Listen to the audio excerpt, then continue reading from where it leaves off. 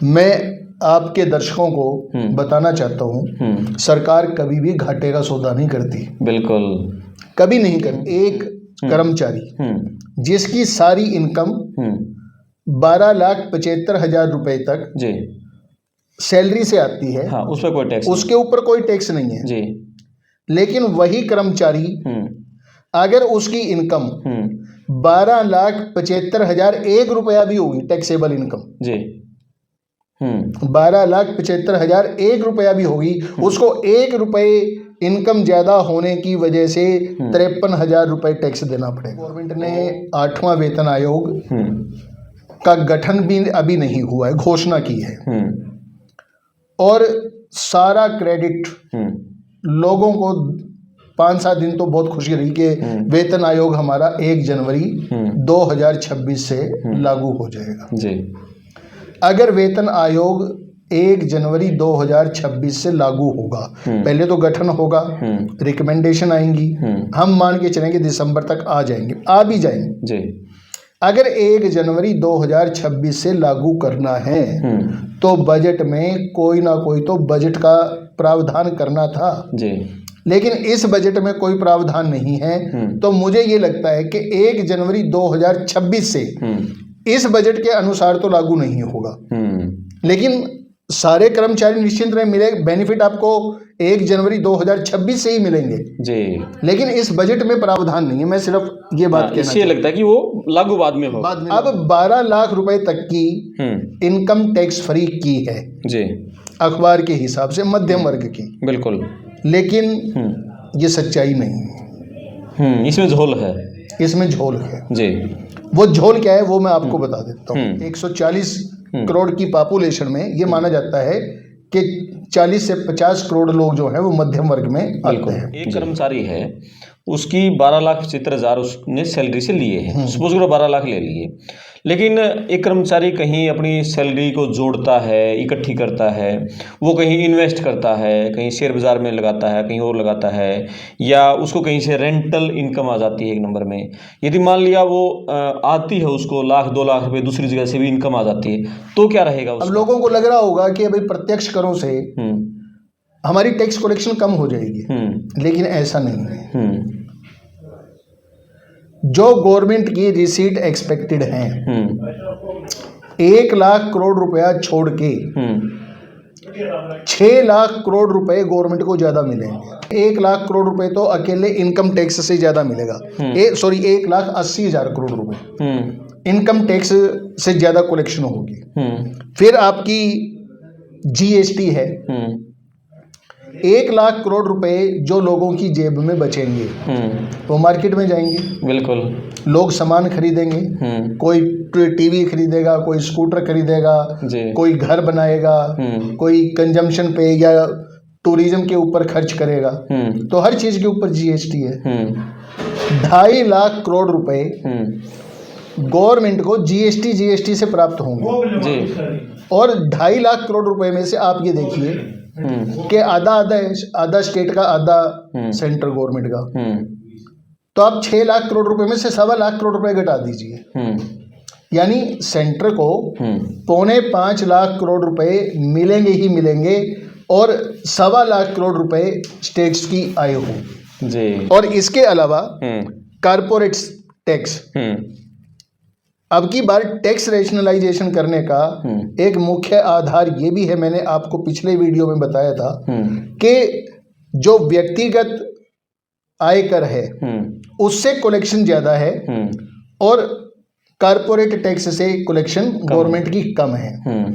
ये रैशनलाइजेशन करने के बाद मैं कोई भी चीज खरीदूंगा तो कारपोरेट की इनकम बढ़ेगी, तो कारपोरेट टैक्स से भी गवर्नमेंट को 1 लाख करोड़ रुपया ज्यादा मिलने की उम्मीद है जी, इस सारी एक्टिविटी से। और नॉन टैक्स रेवेन्यू में भी 50,000 करोड़ रुपए के आसपास गवर्नमेंट को उम्मीद है कि मिलेगा। तो इस प्रकार गवर्नमेंट की इनकम जो है वो 4,75,000 करोड़ 4,75,000 करोड़ आप ये कह सकते हो, इतने पैसे गवर्नमेंट को ज्यादा मिलेंगे पिछले साल से जी। दोस्तों नमस्कार, आज के सभी अखबारों की मेन हेडलाइन यही है कि वित्त मंत्री निर्मला सीतारमण ने मध्यम वर्ग की झोली खुशियों से भर दी, उनकी बल्ले बल्ले कर दी।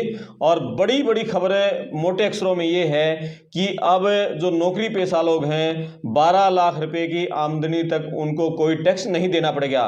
क्या असलियत में उनको टैक्स से राहत मिली है या भी ये एक लॉलीपॉप है या झुंझुना है? इसके बारे में आज हम विस्तार से बातचीत करेंगे, इसकी पड़ताल करेंगे।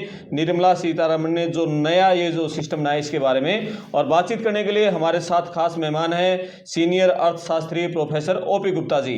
आप वीडियो को आखिर तक बने रहना और पूरा समझना जो नया सिस्टम आया है। गुप्ता जी पूरा बही खाता लेकर बैठे हैं निर्मला जी का, किस तरह से उन्होंने जो बजट में कहा है, क्या एक्चुअल में मध्यम वर्ग को राहत मिलेगी तो कितनी मिलेगी या नहीं मिलेगी? आप शेयर करना और कमेंट्स भी करना। जी नमस्ते सर। नमस्कार। किस तरह का कल बजट पेश किया? आज सुबह हमने अखबारों में खबरें पढ़ी तो सब में यही खबर थी कि झोली खुशियों से भर दी, बल्ले बल्ले होगी, इतने लाख करोड़ बचेंगे। तो क्या है ये एक्चुअल में नौकरी पेशा लोगों को कितनी राहत मिलने वाली है इससे? देखिए करमपाल जी, कल जब बजट शुरू हुआ जी 11 बजे संसद में, उससे एक दिन पहले इकोनॉमिक सर्वे संसद में रखा गया जी। और इकोनॉमिक सर्वे में कुछ बातें थी जो मैं आपको बताना चाहूँगा जी। इस बजट से पहले इकोनॉमिक सर्वे में एक तो ये माना गया कि एग्रीकल्चर जो है वो हमारा फ्यूचर सेक्टर है जी, के भविष्य का क्षेत्र है और ये बर्डन्ड है जी, यानी इसके ऊपर प्रेशर है, इसकी तरफ हमें ध्यान देना चाहिए जी। दूसरा, गवर्नमेंट ने ये कहा इकोनॉमिक सर्वे में जी कि हमारा जो छोटे और मझले उद्योग हैं जिसको आप MSME सेक्टर बोलते हो जी, या मैन्युफैक्चरिंग सेक्टर, वो हमारा डाउन हो रहा है जी। और तीसरी जो सबसे बड़ी बात थी उस इकोनॉमिक सर्वे में चाइना से होने वाले खतरे से आगाह किया गया जी। यहाँ मैं आपको बताऊं, हमने पहले वीडियो में एक बात आपको बताई थी कि 1768 में हिंदुस्तान की GDP वर्ल्ड की GDP का 30 या 32% था। बिल्कुल।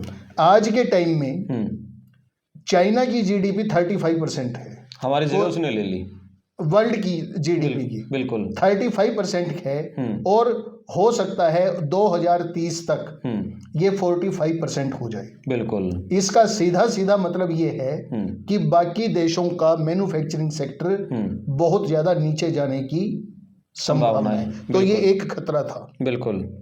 इस खतरे को भी एड्रेस बजट में करना था। बिल्कुल। अब कल जो बजट पेश किया उसमें 4-5 इंजन की बात की गई, ग्रोथ इंजन्स की बात की गई।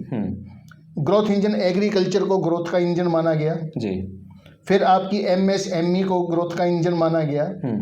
फिर आपके एक्सपोर्ट ट्रेड एक्सपोर्ट को ग्रोथ का इंजन माना गया जी। और एम्प्लॉयमेंट को ग्रोथ का इंजन माना गया जी। और कंजम्पशन एक्सपेंडिचर बढ़ाने की कोशिश की गई।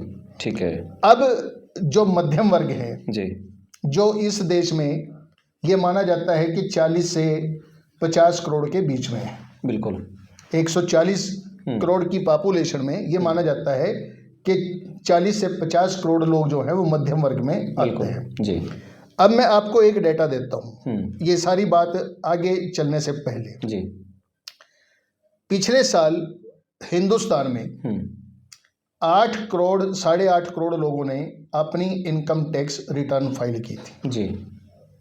उनमें से वो लोग जिनकी इनकम 10 लाख या इससे ज़्यादा है, ध्यान से सुनना मैं जो बोल रहा हूँ, कि वो लोग जिनकी इनकम 10 लाख या इससे ज़्यादा है उनकी संख्या लगभग 90-95 लाख के आसपास थी। ओ, 8.5 करोड़ में से 90-95 लाख, 8.5 करोड़ में से 90-95 लाख जी लोग ऐसे थे जिनकी इनकम 10 लाख से ज़्यादा थी जी। अब 12 लाख रुपए तक की इनकम टैक्स फ्री की है जी, अखबार के हिसाब से मध्यम वर्ग की। बिल्कुल। लेकिन ये सच्चाई नहीं है, इसमें झोल है, इसमें झोल है जी। वो झोल क्या है वो मैं आपको बता देता हूँ। ये कहा गया कि वो कर्मचारी जिनकी वेतन से इनकम 12,75,000 रुपए तक होगी। जी, ध्यान से सुनना, 75,000 की स्टैंडर्ड डिडक्शन पिछली बार थी, इस बार भी है। 12 लाख रुपए तक की आय पर कोई टैक्स नहीं लगेगा जी, 12,75,000 रुपए तक की इनकम पे। लेकिन वो ये सिर्फ कर्मचारियों की और सैलरी से इनकम है। जी, अगर वो इनकम मान लो कोई नॉन सैलरीड पर्सन है, अब हम कंपैरिजन करें कि एक नॉन सैलरीड कंजम आदमी है, मध्यम वर्ग में ही है वो भी, बिल्कुल, जो इतने कमाएगा। अब उस मध्यम वर्ग के आदमी को जिसकी सैलरी से इनकम नहीं आती, जो अपने व्यापार से इनकम करता है या अपने काम से कमाता है, उस व्यक्ति का जो टैक्स बनेगा वो मैं आपको बता देता हूं। वो टैक्स उस व्यक्ति का लगभग 53-54 हजार टैक्स बनेगा। ओ, यानी असमानता आ गई दोनों में।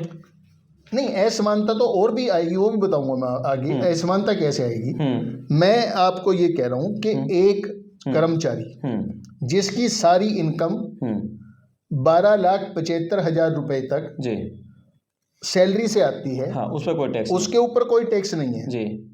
लेकिन वही कर्मचारी अगर उसकी इनकम 12,75,001 रुपया भी होगी, टैक्सेबल इनकम जी, 12,75,001 रुपया भी होगी, उसको 1 रुपये इनकम ज्यादा होने की वजह से 53,000 रुपये टैक्स देना पड़ेगा। ओ, यानी उस पूरी इनकम पर ही पूरी इनकम पर फिर स्लैब सिस्टम से लगेगा।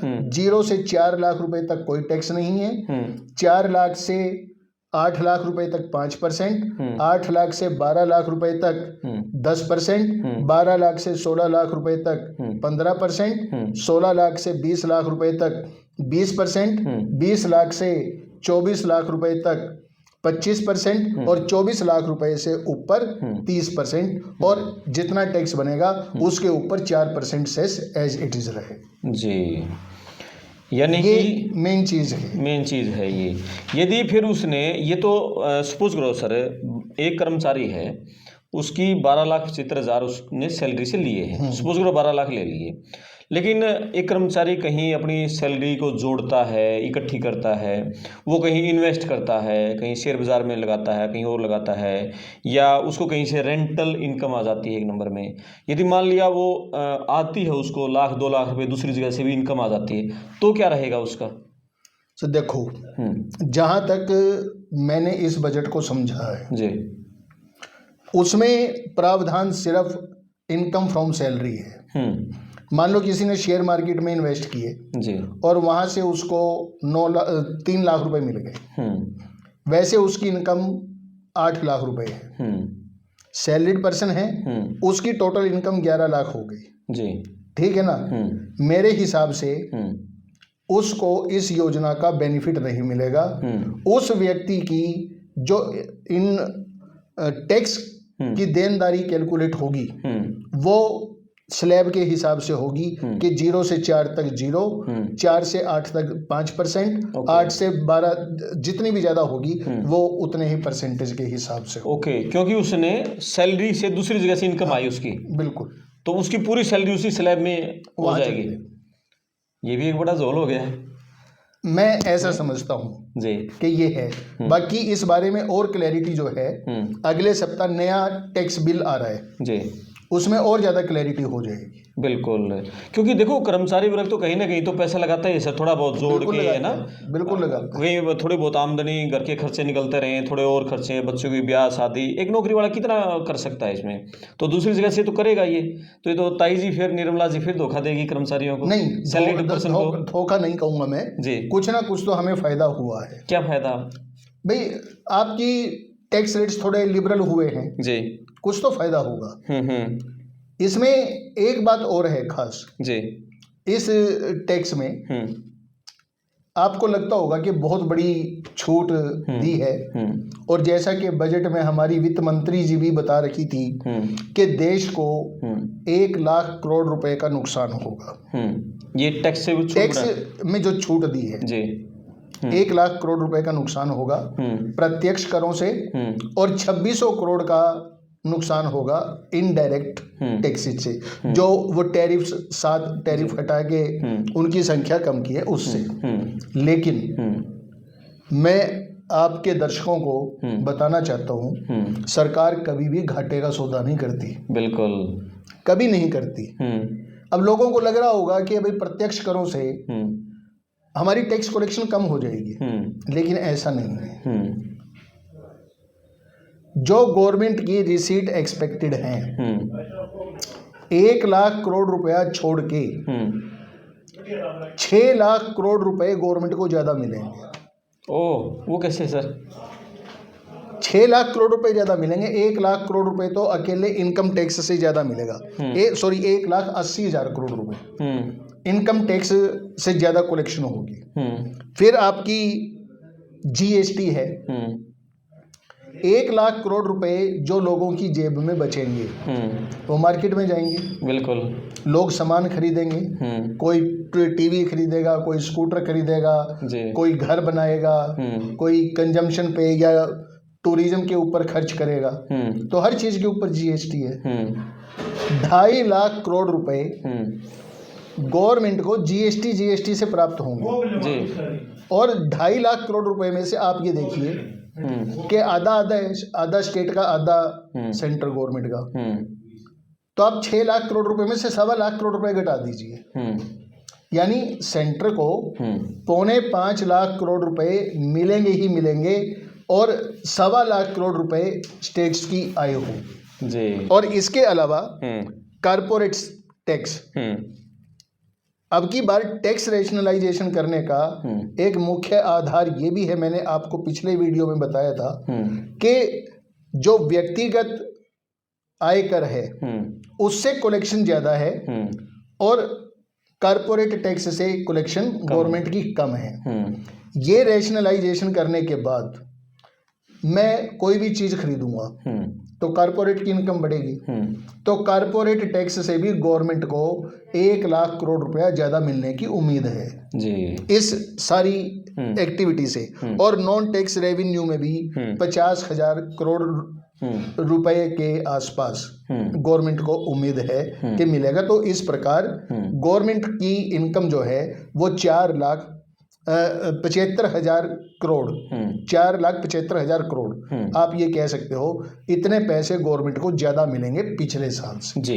पूरा बजट का आपने पूरा अवलोकन का आपने किया, इस बजट से जो एक समानता असमानता पहले थी उसका क्या रहेगा, घटेगी बढ़ेगी? देखो, जो टैक्स का प्रोविजन किया गया, मैं सिर्फ इनकम टैक्स की बात कर रहा हूँ जी। उसमें क्या है, जिस आदमी की जितनी ज्यादा इनकम है उस आदमी को इस टैक्स से उतना ही ज्यादा फायदा है। ओके, अब मैं एक एग्जांपल देता हूं। पिछली बार 3 लाख रुपए तक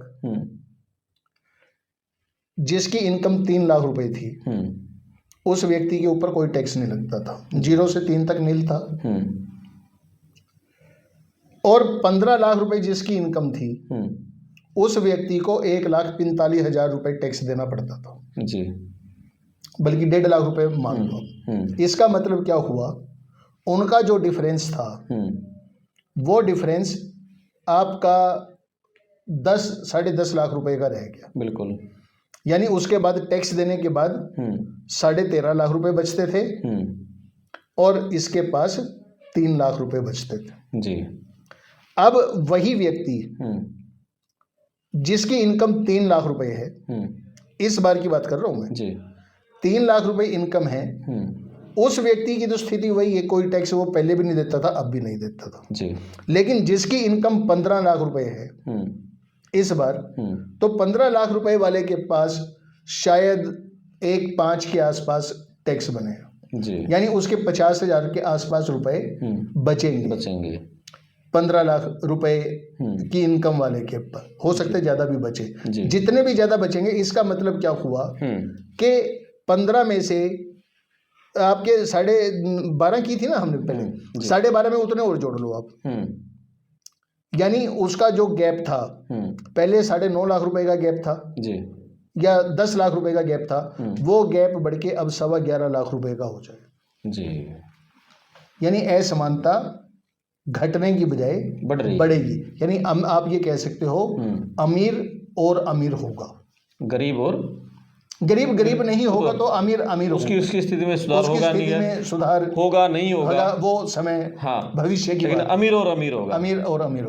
जी।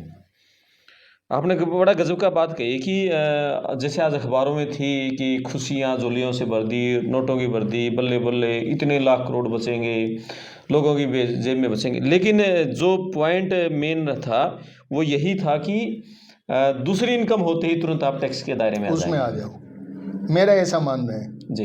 बाकी ये क्लैरिटी इसकी अगले सप्ताह जो आपका न्यू टैक्स बिल आएगा जी, उसमें और क्लैरिटी हो जाएगी। जो 2 बिल थे सर, उस पर भी बात की निर्मला सीतारमण ने। वो तो आप मान के चलो कि ओल्ड टैक्स रिजीम जो था जिसमें सारी तरह की छूट मिलती थी, अब ये आपका नया टैक्स सिस्टम इतना अट्रैक्टिव हो गया है क्योंकि सारी छूट इसी में है जी, तो लोग उसको ऑप्ट ही नहीं करेंगे। उसको तो आप ये, मैं अगर ये कहूँ कि एक गवर्नमेंट ने इंजेक्शन दे दिया और उसको उसके हाल पे छोड़ दिया, वो अपने आप ही मर जाएगा जी, हमारे उसको कोई ऑप्ट नहीं करेगा। और क्या ये इस परिस्थिति में कोई ऑप्ट नहीं करेगा। और क्या लगता है कि जैसे पिछली बार 8.5 करोड़ लोग जिन्होंने इनकम टैक्स अपना फिल किया, क्या वो संख्या बढ़ेगी, उम्मीद है इस बार? नहीं, संख्या तो पता ही क्या है, अब उनको जरूरत नहीं पड़ेगी इनकम टैक्स रिटर्न फाइल करने की, इनकम टैक्स फाइल करने की जरूरत नहीं पड़ेगी।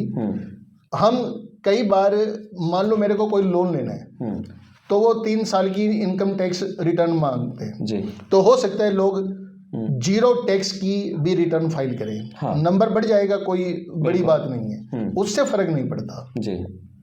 अब जो मेन चीज है, मैं जो बात आपको कह रहा था कि 10 लाख से ज्यादा आय की रिटर्न फाइल करने वाले लोगों की संख्या जो आपकी 93-95 लाख मैंने बताई थी आपको, 90-95 लाख लोग हाँ, जो लोग थे उनकी अब 12 लाख रुपए तक इनकम नहीं है, तो हो सकता है बहुत सारे लोग वो रिटर्न फाइल ही ना करें, उसी दायरे में आ जाए। उस दायरे से अब 12 लाख होगी ना, 10 से 12 के बीच में रहेंगे वो, 10 से 12 के बीच में है। जो 10 से 12 के बीच में जो है वो संख्या एम्प्लॉइज की बात कर रहा हूं मैं, सिर्फ जो एम्प्लॉइज नहीं है उनको तो भरनी ही पड़ेगी जी। जो एम्प्लॉइज हैं 12,75,000 रुपए तक जिनको टैक्स नहीं देना है उनकी संख्या और इसमें से घटा के देख सकते जी। और एक सर अभी जो बड़ी चर्चा में रहा था एक मुख्य मुद्दा वेतन आयोग से रिलेटेड, 8वां वेतन आयोग, उसका पैसे में कुछ बजट में उसकी बात ही नहीं हुई। हाँ, आप ये कह सकते हो गवर्नमेंट ने 8वां वेतन आयोग का गठन भी अभी नहीं हुआ है, घोषणा की है और सारा क्रेडिट लोगों को 5-7 दिन तो बहुत खुशी रही कि वेतन आयोग हमारा 1 जनवरी 2026 से लागू हो जाएगा जी। अगर वेतन आयोग 1 जनवरी 2026 से लागू होगा, पहले तो गठन होगा, रिकमेंडेशन आएंगी, हम मान के चलेंगे दिसंबर तक आ जाएंगे, आ भी जाएंगे जी। अगर 1 जनवरी 2026 से लागू करना है तो बजट में कोई ना कोई तो बजट का प्रावधान करना था जी, लेकिन इस बजट में कोई प्रावधान नहीं है। तो मुझे ये लगता है कि 1 जनवरी 2026 से इस बजट के अनुसार तो लागू नहीं होगा, लेकिन सारे कर्मचारी निश्चिंत रहे, मिले बेनिफिट आपको 1 जनवरी 2026 से ही मिलेंगे जी, लेकिन इस बजट में प्रावधान नहीं है। मैं सिर्फ ये बात कहना इसलिए लगता है कि वो लागू बाद में होगा, बाद में लागू होगा जी, लेकिन जब भी लागू होगा बेनिफिट आपको 1 जनवरी 2026 से मिलेंगे। आज हमने शायद इनकम टैक्स पे ऊपर सारी डिटेल में बात कर ली होगी, कोई पॉइंट नहीं रहा होगा जी। पूरी जो अब आपने 4 इंजन बताए थे, एग्रीकल्चरल सेक्टर बताया था, MSME, एक्सपोर्ट का, एम्प्लॉयमेंट का, कंज्यूमर जो इन्होंने एक्सपेंडिचर वो बढ़ाने के ऊपर बात की, उस पर हम एक अलग से हम वीडियो में बात करेंगे, पूरी इसकी एक समीक्षा, इसकी पड़ताल करते हुए कि हम अलग अलग सेक्टर पे जी अलग अलग बात करेंगे, डिटेल में बात करेंगे। मेन चीज़ में मुझे जो जी आखिरी, हालांकि कोई बात अखरनी नहीं चाहिए सरकार की, लेकिन मुझे जो बात आखिरी रियल टर्म में यानी वास्तविक टर्म में पिछले साल से एजुकेशन और हेल्थ दोनों का बजट कम हो गया है, और उनका बढ़ना चाहिए था, जबकि विकसित भारत के लिए उनके ऊपर ज्यादा जोर दिया जाना चाहिए। रियल टर्म की बात कर रहा हूं मैं, आंकड़ों में तो आपको बढ़ा हुआ दिखाई देगा बिल्कुल, लेकिन 6% की हमारी अगर इन्फ्लेशन को हम एडजस्ट करके देखेंगे तो वो आपको घटा हुआ दिखाई देगा। और आप देखो कि जितने ये मेरे को इस चीज का अफसोस है जी। और दूसरी बात एक और, जिन 80 करोड़ लोगों को हम 5 किलो अनाज दे रहे हैं, उनकी आय कैसे बढ़ेगी? क्या वो सिर्फ हमारे 5 किलो अनाज के ऊपर आश्रित रहें?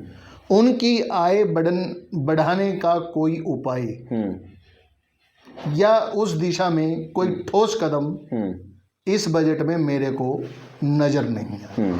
शायद किसी बजट में नजर नहीं आएगा। नहीं, ये मैं नहीं कह सकता, क्योंकि ये पॉलिटिकल पार्टीज का एक ही फंडा है कि गरीब गरीब रहे, वो उसका वोटर बना रहे, उससे ना छिटके। मैं पॉलिटिकल बात ये कह सकता हूँ। जी जी, चलो बहुत बढ़िया सर, बड़ी अच्छी जानकारी दी। ये आज हमने इनकम टैक्स से रिलेटेड बातें की थी कि सिर्फ जो मध्यम वर्ग है, नौकरी पेशा लोग है और जो ITR फाइल करता है, उसको कितनी छूट वास्तव में मिलने जा रही है। अलग अलग विषयों पर हम सेक्टर्स की पड़ताल अगली वीडियोस में करेंगे। आपके कुछ सवाल हैं तो आप कमेंट्स बॉक्स में आप जरूर लिखना। मैं आपका दोस्त करमपाल, धन्यवाद सर, थैंक यू, नमस्कार।